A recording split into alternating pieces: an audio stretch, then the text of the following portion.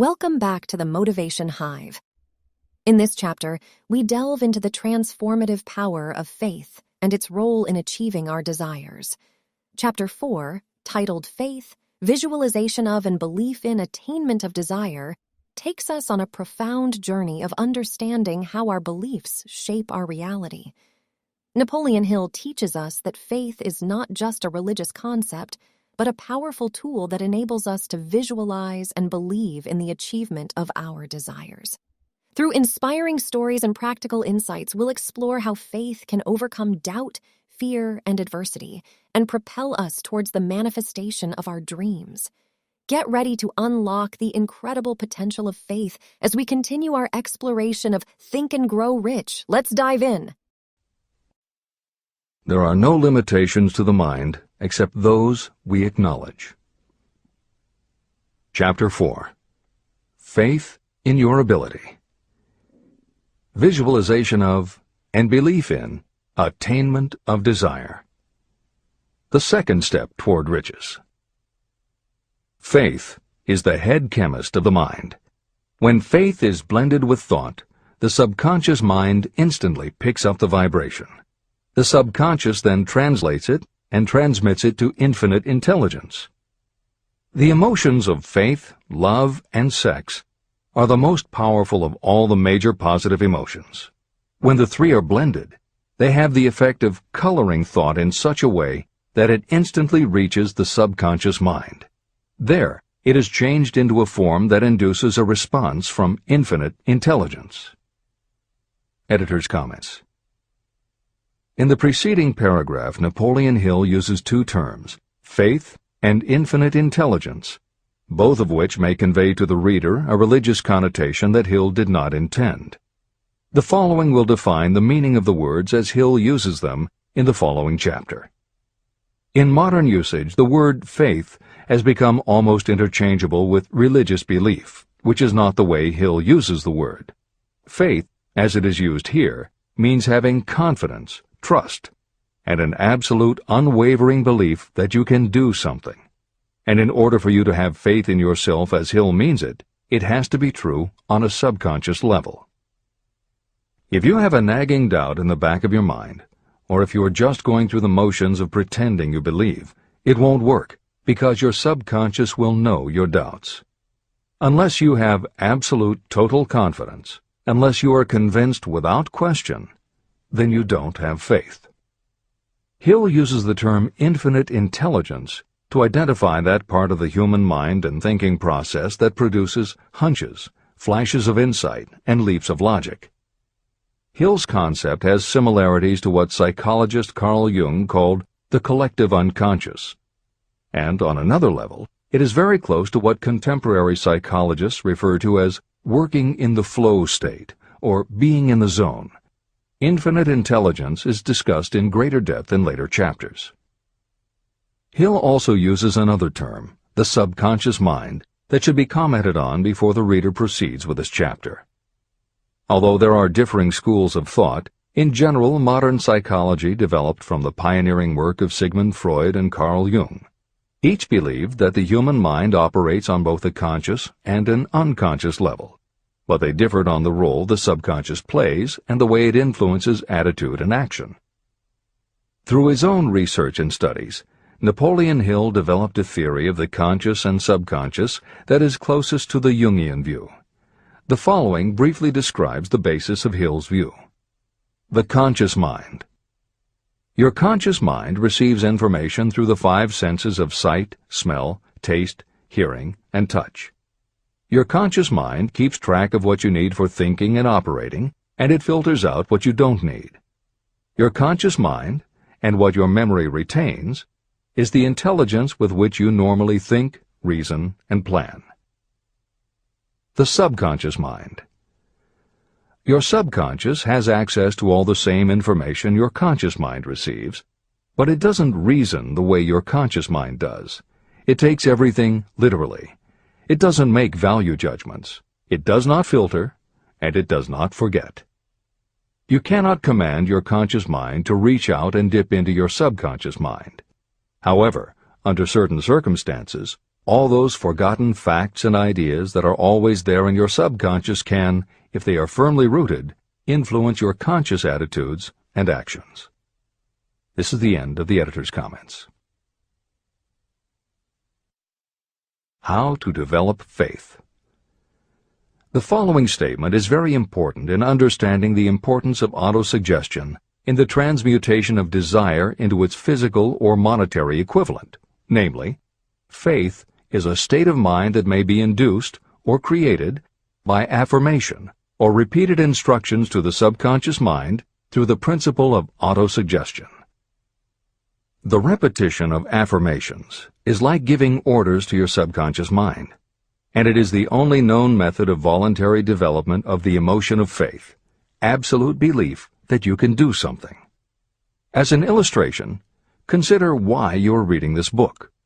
You want to acquire the ability to transmute the intangible thought impulse of desire into its physical counterpart, money. By following the instructions laid down in the later chapters on autosuggestion and the subconscious mind, you will learn techniques to convince your subconscious mind that you believe you will receive that for which you ask. Your subconscious will act upon that belief and pass it back to you in the form of faith, followed by definite plans for procuring that which you desire. Faith in yourself and your abilities is a state of mind that you will be able to develop at will after you have mastered the 13 principles in this book. This is true because faith is a state of mind that will develop naturally within you when you use and apply these principles. The emotions, or the feeling portion of thoughts, are what give your thoughts vitality, life, and action. The emotions of faith, love, and sex, when mixed with any thought impulse, give it even greater action. All thoughts that have been emotionalized, given feeling, and mixed with faith, absolute belief in your ability, begin immediately to translate themselves into their physical equivalent or counterpart. However, this is not only true of thought impulses that have been mixed with faith, but it is true with any emotion, including negative emotions. What this means is that the subconscious mind will translate into its physical equivalent a thought impulse of a negative or destructive nature just as readily as it will act upon thought impulses of a positive or constructive nature. The following statement made by a noted criminologist illustrates the point. When men first come into contact with crime, they abhor it. If they remain in contact with crime for a time, they become accustomed to it and endure it. If they remain in contact with it long enough, they finally embrace it and become influenced by it. This is the equivalent of saying that a negative impulse of thought that is repeatedly passed on to the subconscious mind often enough is finally accepted and acted upon by the subconscious mind. The subconscious then proceeds to translate that impulse into its physical equivalent by the most practical procedure available. This also accounts for the strange phenomenon that so many millions of people experience, referred to as bad luck. There are millions of people who believe themselves doomed to poverty and failure because of some strange force they call bad luck, over which they believe they have no control. But the truth is that they are the creators of their own misfortunes, because this negative belief in bad luck is picked up by the subconscious mind and translated into its physical equivalent. Your belief, or faith, is the element that will determine the action of your subconscious mind. Once again, let me stress that you will benefit by passing on to your subconscious mind any desire that you wish translated into its physical or monetary equivalent in a state of expectancy or belief that the transmutation will actually take place. The subconscious mind will transmute into its physical equivalent, by the most direct and practical way available, any order that is given to it in a state of belief or faith that the order will be carried out. At this point, it should also be noted that because of the way that the subconscious operates, there is nothing to stop you from deceiving your subconscious mind when giving it instructions through autosuggestion. That is what I did when I deceived my son's subconscious mind. To make this deception more realistic, when you call upon your subconscious mind, you must conduct yourself just as you would if you were already in possession of the material thing that you are demanding. Editor's comments. It is an axiom of contemporary motivation theory that the subconscious mind cannot distinguish between what is real and what is vividly imagined. One of the most frequently cited studies supporting this concept was done with a group of basketball players. The players were divided into 3 teams, and the players on each team were tested on their ability to make free throws. The teams were then separated for a period of time, and each team was given instructions which they were told would improve their abilities. One team was instructed to practice making baskets on a daily basis. The second team was instructed not to practice during the period and not to even think about basketball. The third team was also instructed not to practice during the period, but instead the members were told to spend their daily practice time visualizing in detail the process of making baskets. At the end of the experiment, the teams were again tested. The team that rested showed a decrease in ability. The team that practiced showed a marked increase in ability. And the team that didn't practice, but visualized making baskets, showed an increase in ability almost equal to those who had practiced daily. As Hill says, you can deceive your subconscious through autosuggestion. If you convincingly plant an idea in your subconscious will accept and work with the idea as though it were a fact. But the key word is convincingly. If you try to send a message to your subconscious, but in the back of your mind you have a nagging doubt whether it will work, your subconscious will pick that up also. You will have sent mixed messages that cancel each other out. That is why Hill stresses the importance of doing it with faith. Your subconscious will not judge if it is true or false, positive or negative, but it does respond to the power of the input, how emotionalized the thought is. This is the end of the editor's comment. It is essential for you to encourage the positive emotions as the dominating forces of your mind. But faith in yourself doesn't come from merely reading instructions. Now that you understand the theory, you must begin to apply it. By experimenting and practicing, you will develop your ability to mix faith with any order you give to your subconscious. When you have faith in your ability, then you can give your subconscious mind instructions, which it will accept and act upon immediately.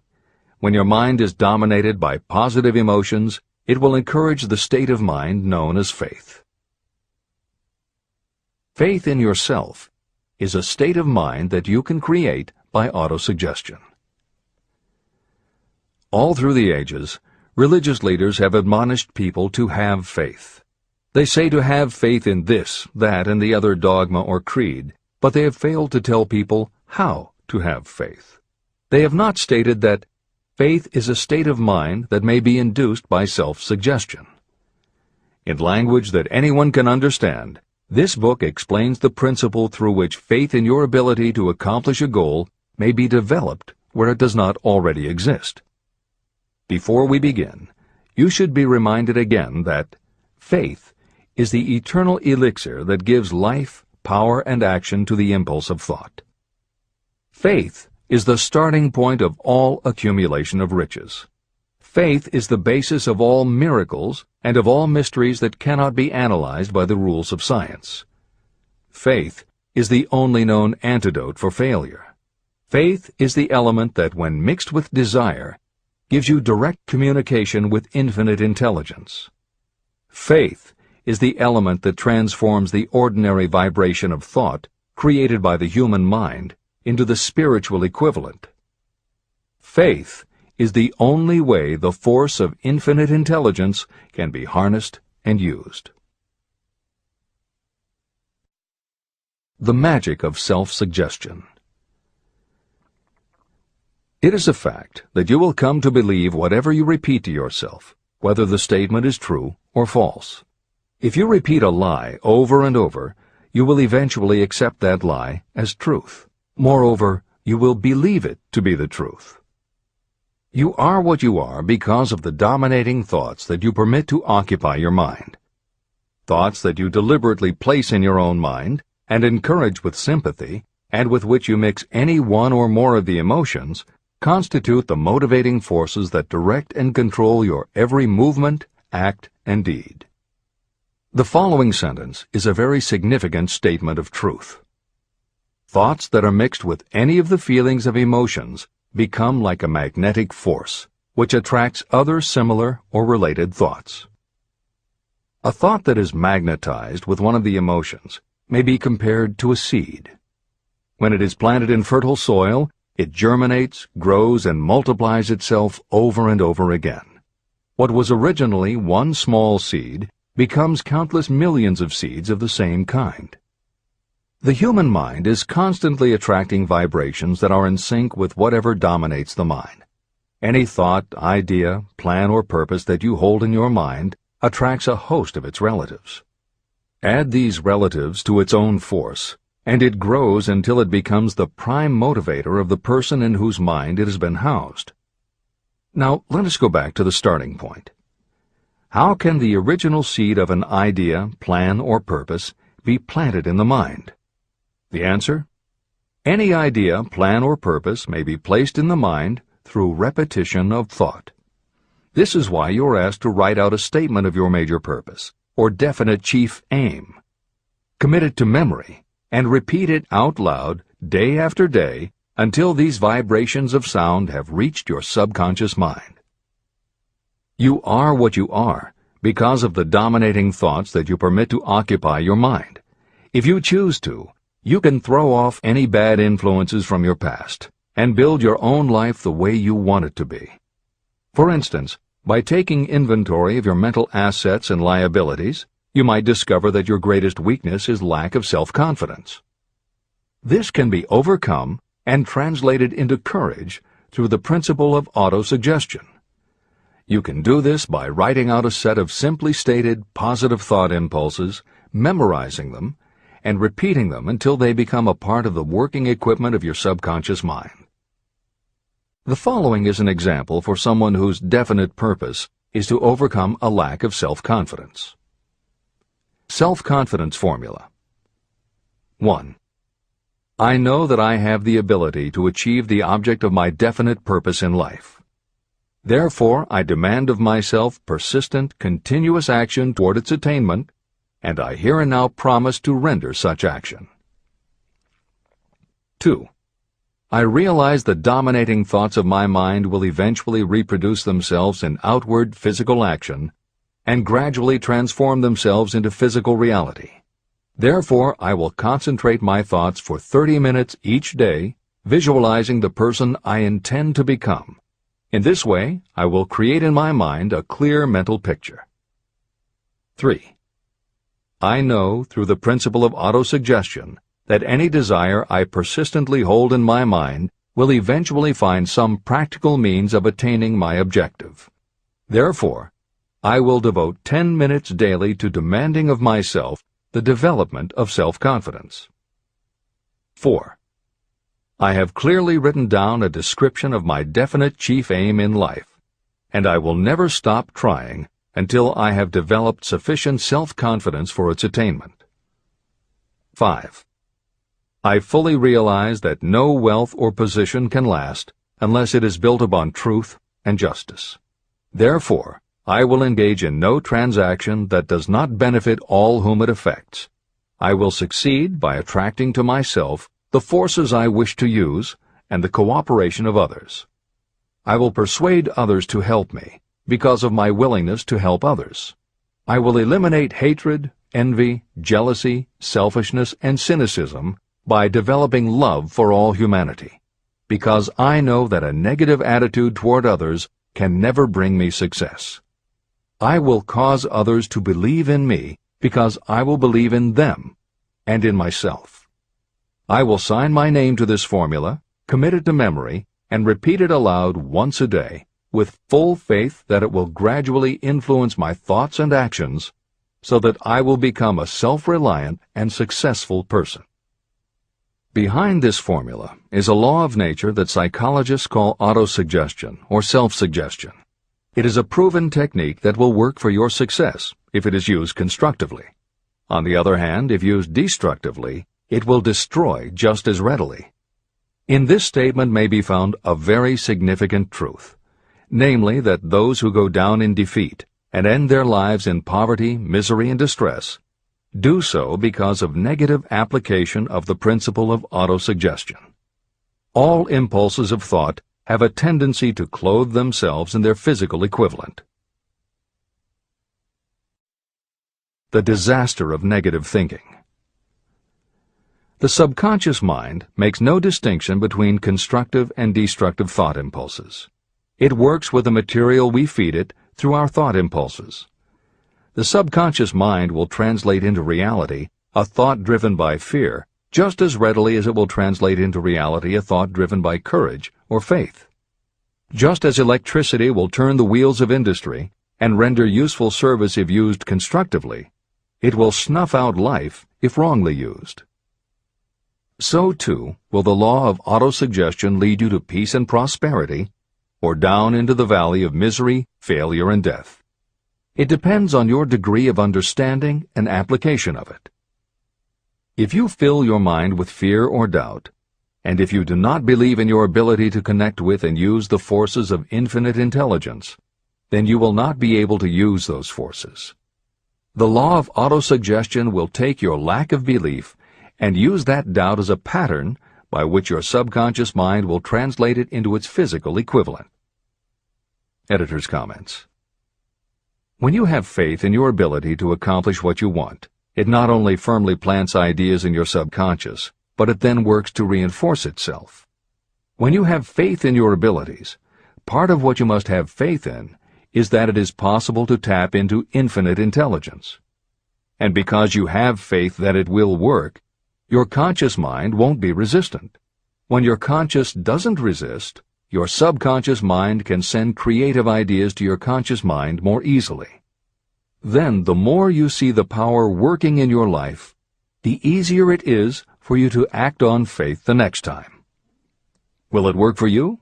You will never know unless you relax your resistance and just have faith that it will. This is the end of the editor's comment. Like the wind that carries one ship east and another west, the law of autosuggestion will lift you up or pull you down according to the way you set your sails of thought.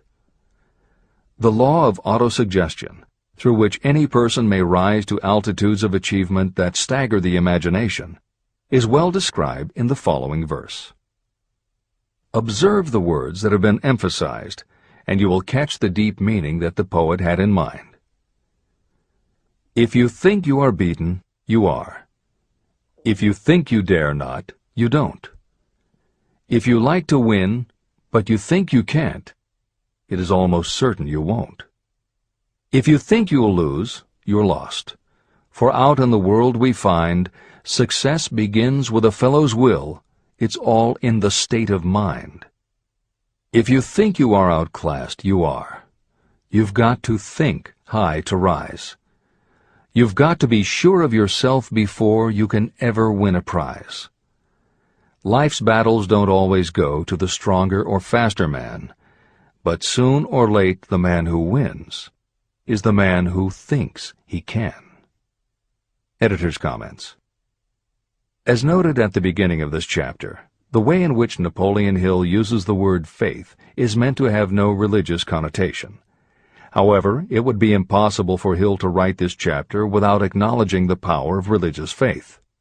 Therefore, in the following 2 paragraphs, when Hill discusses Jesus Christ and Mahatma Gandhi as exemplifying the power of faith, he is referring to their personal faith, the absolute trust in his beliefs that Jesus exhibited, and Gandhi's total conviction and confidence in his cause. In this way, they perfectly exemplify thought impulse mixed with faith. This is the end of the editor's comment. If you wish evidence of the power of faith, study the achievements of men and women who have employed it. At the head of the list comes the Nazarene. The basis of Christianity is faith, no matter how many people may have perverted or misinterpreted the meaning of this great force. The sum and substance of the teachings and the achievements of Christ, which may have been interpreted as miracles, were nothing more nor less than faith. If there are any such phenomena as miracles, They are produced only through the state of mind known as faith. Consider Mahatma Gandhi of India, one of the most astounding examples of the possibilities of faith. Gandhi wielded more potential power than any man living in his time, and he had this power despite the fact that he had none of the orthodox tools of power, such as money, battleships, soldiers, and materials of warfare. Gandhi had no money, no home. He did not own a suit of clothes, but he did have power. How did he come by that power? He created it out of his understanding of the principle of faith and through his ability to transplant that faith into the minds of 200 million people. Gandhi accomplished the astounding feat of influencing 200 million minds to coalesce and move in unison as a single mind. What other force on earth, except faith, could do as much?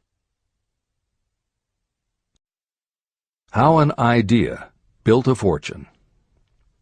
Editor's comment.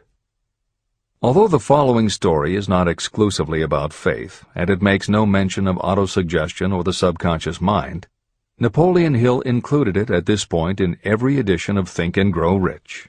In fact, as Hill says, this story illustrates at least 6 of the 13 principles of success, but faith is at the center of it. If the central figure, Charles M. Schwab, had not mixed his big idea with absolute unwavering faith that he could pull it off, the whole history of American business would have been different. This is the end of the editor's comment. The event chosen for this illustration dates back to 1900, when the United States Steel Corporation was being formed. As you read the story, keep in mind the following fundamental facts and you will understand how ideas have been converted into huge fortunes. First, the United States Steel Corporation was born in the mind of Charles M. Schwab in the form of an idea he created through his imagination. Second, he mixed faith with his idea. Third, he formulated a plan for the transformation of his idea into physical and financial reality. Fourth, he put his plan into action with his famous speech at the University Club. Fifth, he applied and followed through on his plan with persistence and backed it with firm decision until it had been fully carried out. Sixth, he prepared the way for success by a burning desire for success. If you are one of those who have often wondered how great fortunes are accumulated, this story of the creation of the United States Steel Corporation will be enlightening. If you have any doubt that a person can think and grow rich, this story should dispel that doubt.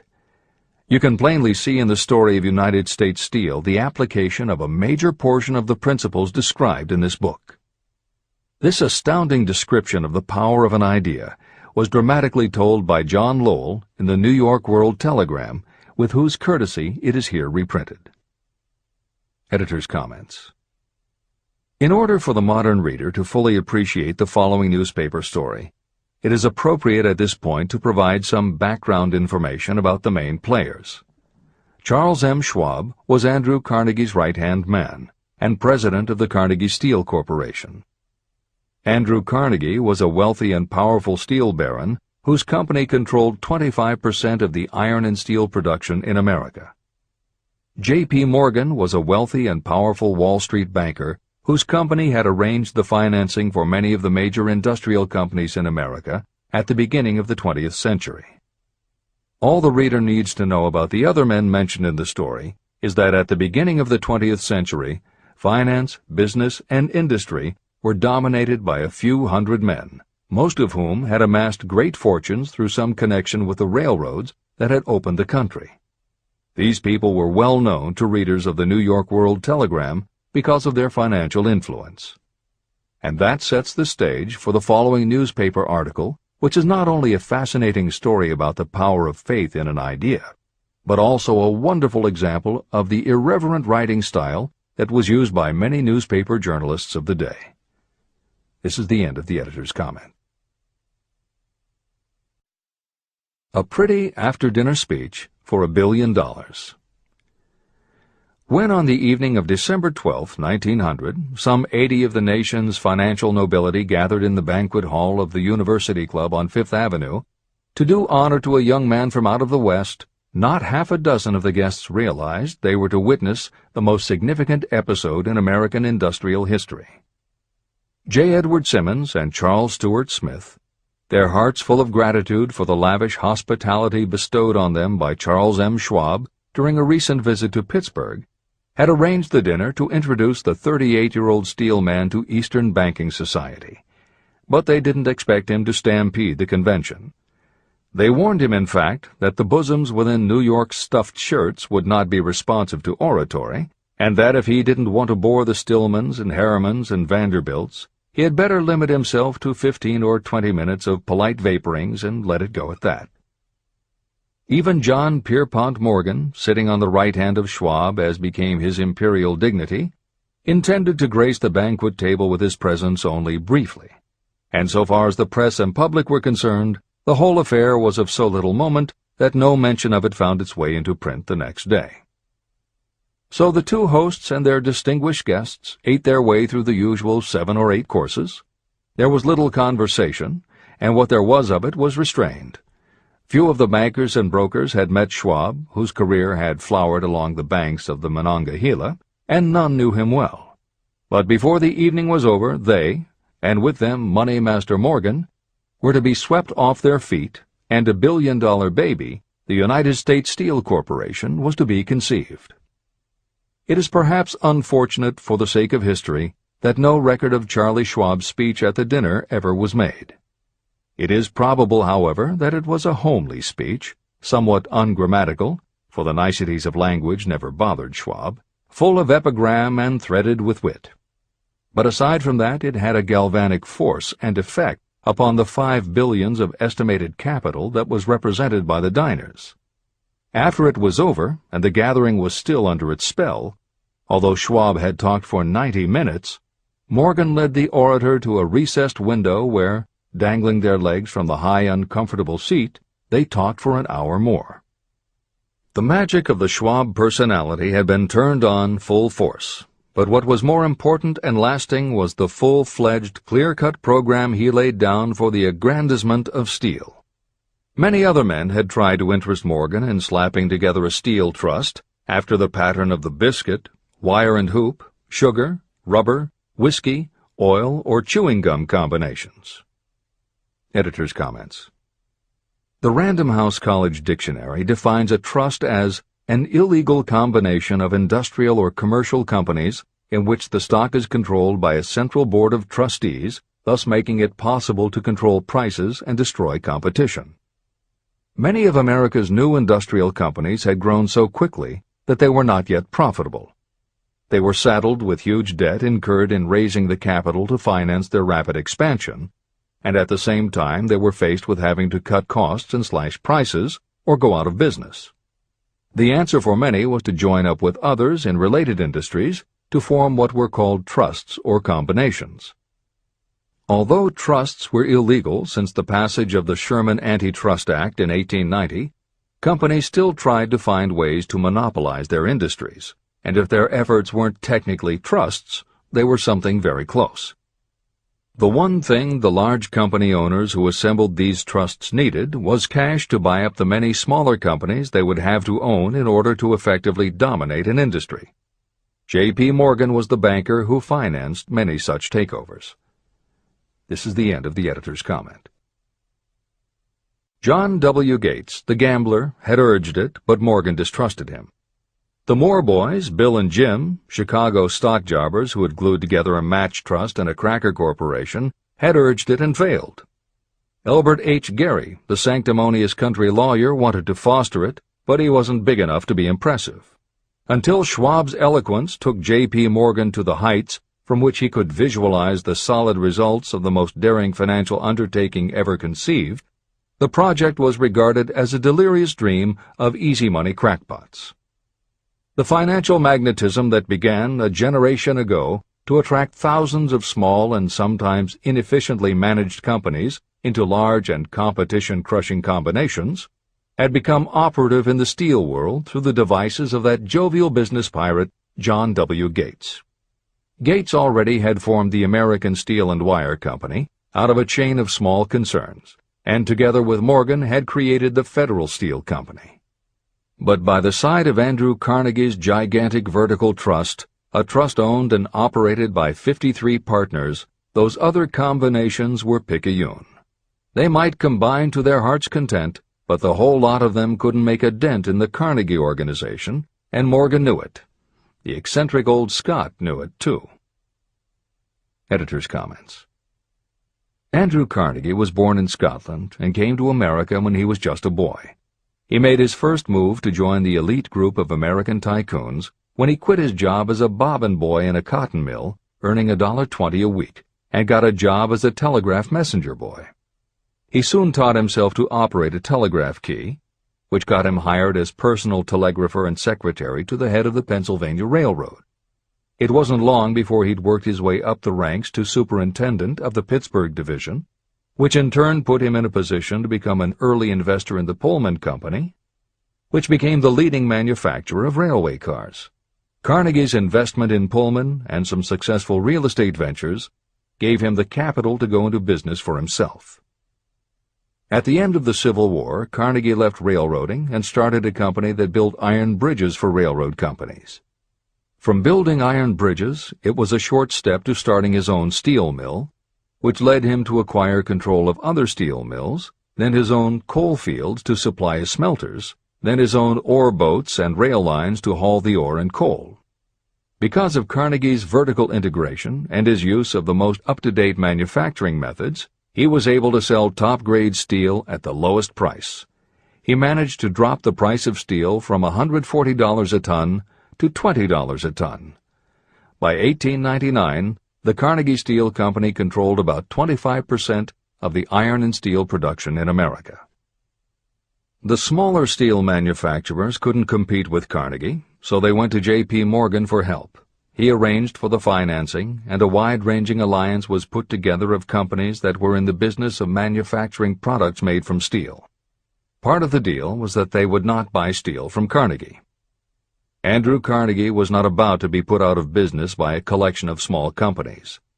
He announced that he would buy or build his own manufacturing companies to produce finished goods made of steel. This is the end of the editor's comments, and the New York World Telegram story continues. From the magnificent heights of Skibo Castle he had viewed, first with amusement and then with resentment, the attempts of Morgan's smaller companies to cut into his business. When the attempts became too bold, Carnegie's temper was translated into anger and retaliation. He decided to duplicate every mill owned by his rivals. Hitherto, he hadn't been interested in wire, pipe, hoops, or sheet. Instead, he was content to sell such companies the raw steel and let them work it into whatever shape they wanted. Now, with Schwab as his chief and able lieutenant, he planned to drive his enemies to the wall. So it was that in the speech of Charles M. Schwab, Morgan saw the answer to his problem of combination. A trust without Carnegie, giant of them all, would be no trust at all, a plum pudding, as one writer said, without the plums. Schwab's speech on the night of December 12, 1900, undoubtedly carried the inference, though not the pledge, that the vast Carnegie enterprise could be brought under the Morgan tent. He talked of the world future for steel, of reorganization for efficiency, of specialization, of the scrapping of unsuccessful mills and concentration of effort on the flourishing properties, of economies in the ore traffic, of economies in overhead and administrative departments, of capturing foreign markets. More than that, he told the buccaneers among them wherein lay the errors of their customary piracy. Their purposes, he inferred, had been to create monopolies, raise prices, and pay themselves fat dividends out of privilege. Schwab condemned the system in his heartiest manner. The short-sightedness of such a policy, he told his hearers, lay in the fact that it restricted the market in an era when everything cried for expansion. By cheapening the cost of steel, he argued, an ever-expanding market would be created. More uses for steel would be devised, and a goodly portion of the world trade could be captured. Actually, though he did not know it, Schwab was an apostle of modern mass production.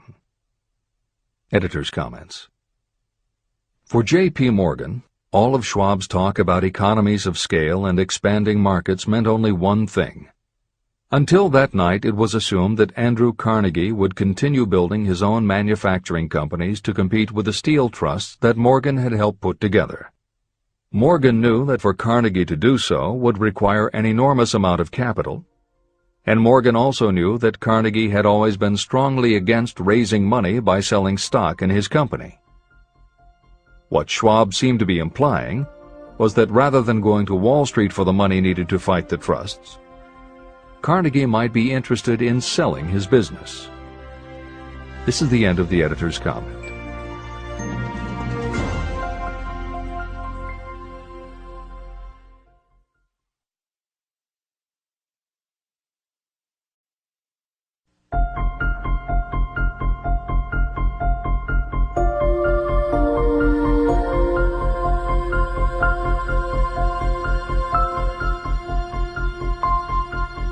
New York World Telegram story continues. So the dinner at the University Club came to an end. Morgan went home to think about Schwab's rosy predictions. Schwab went back to Pittsburgh to run the steel business for Andrew Carnegie, while Gary and the rest went back to their stock tickers to fiddle around in anticipation of the next move. It was not long coming. It took Morgan about 1 week to digest the feast of reason Schwab had placed before him. When he had assured himself that no financial indigestion was to result, he sent for Schwab, and found that young man rather coy. Mr. Carnegie, Schwab indicated, might not like it if he found his trusted company president had been flirting with the Emperor of Wall Street, the street upon which Carnegie was resolved never to tread. Then it was suggested by John W. Gates, the go-between, that if Schwab happened to be in the Bellevue Hotel in Philadelphia, J.P. Morgan might also happen to be there. When Schwab arrived, however, Morgan was inconveniently ill at his New York home, and so on the elder man's pressing invitation, Schwab went to New York and presented himself at the door of the financier's library. Now, certain economic historians have professed the belief that from the beginning to the end of the drama, the stage was set by Andrew Carnegie, that the dinner to Schwab, the famous speech, the Sunday night conference between Schwab and the Money King, were events arranged by the canny Scot. The truth is exactly the opposite. When Schwab was called in to consummate the deal, he didn't even know whether the little boss, as Andrew was called, would so much as listen to an offer to sell, particularly to a group of men whom Andrew regarded as being endowed with something less than holiness. But Schwab did take into the conference with him, in his own handwriting, 6 sheets of copperplate figures, representing to his mind the physical worth and the potential earning capacity of every steel company he regarded as an essential star in the new metal firmament. 4 men pondered over these figures all night. The chief, of course, was Morgan, steadfast in his belief in the divine right of money.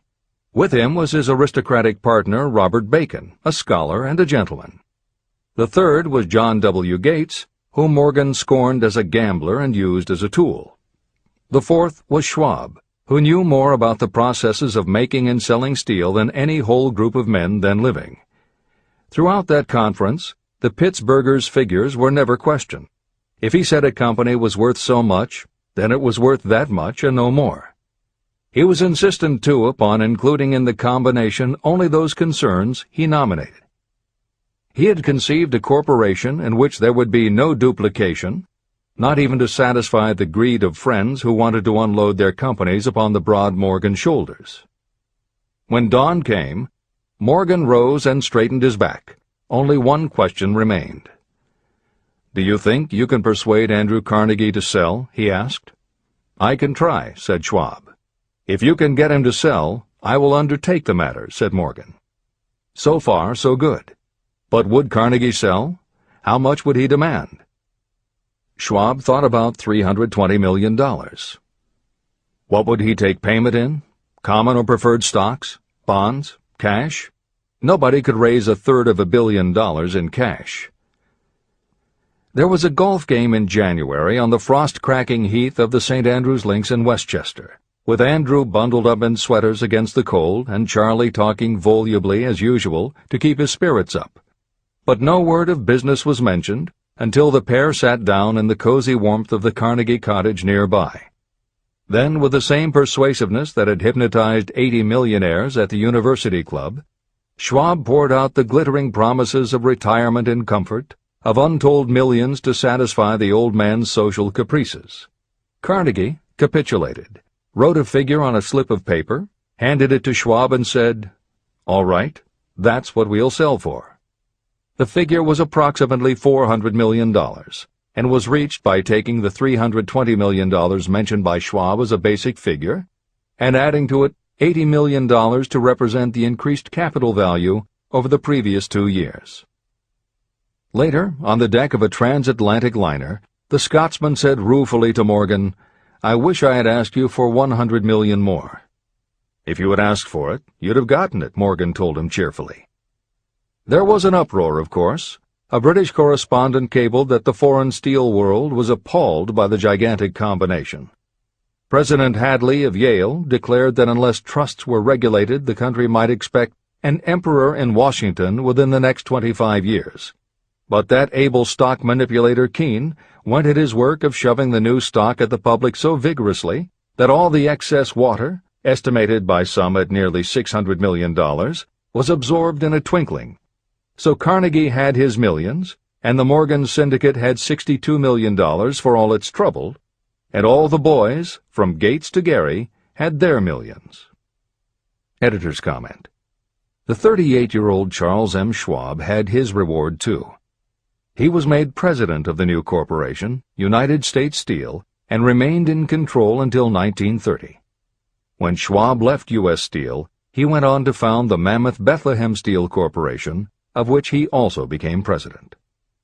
This is the end of the editor's comment. Riches begin with thought.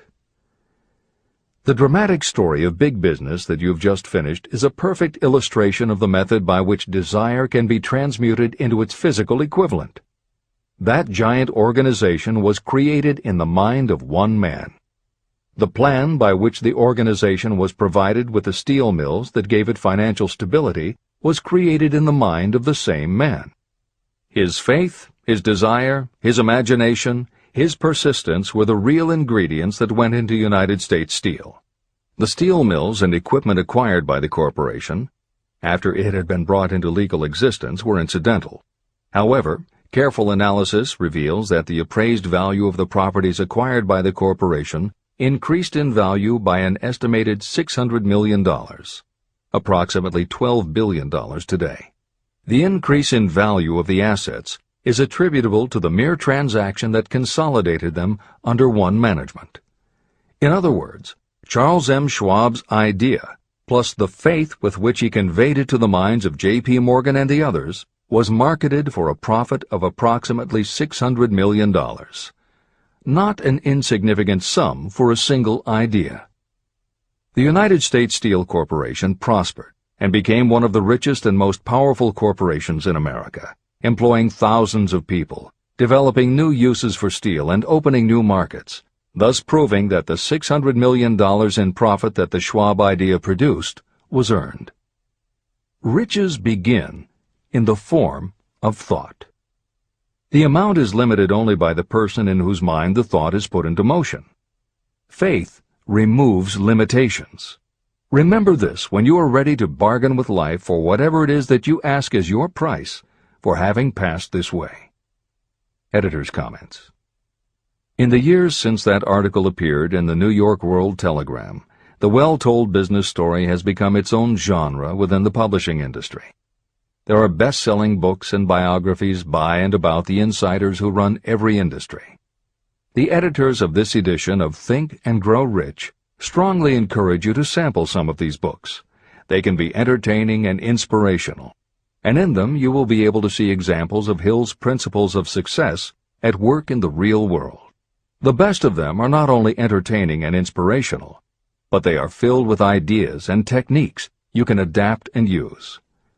There are literally too many bestsellers from which to select a best-of listing for inclusion here. Any such choice the editors might make would not necessarily be the best, but merely reflective of the interests of the person doing the choosing. However, there are 2 books the editors recommend that are not by or about a single individual or industry. These books are In Search of Excellence by Tom Peters and Breakthroughs by P.R. Nyack and John M. Ketteringham. Each of these books deals with a broad spectrum of industries, and within each industry they single out certain companies and individuals for analysis. Both were published at the beginning of the business book trend in the 1980s, but there are few books since then that better convey the importance of faith in a good idea. In Search of Excellence, chosen by a panel of experts as the most influential book of the past 20 years, was a runaway bestseller and will likely be in print for years to come. Breakthroughs may be harder to find, but it will be well worth the effort. This is the end of the editor's comments. And that concludes our exploration of Chapter 4, Faith, Visualization of and Belief in Attainment of Desire, in Think and Grow Rich. As Napoleon Hill beautifully put it, faith is the starting point of all achievement. This powerful, buzzworthy bite reminds us that our unwavering faith acts as the catalyst to transform our dreams into reality.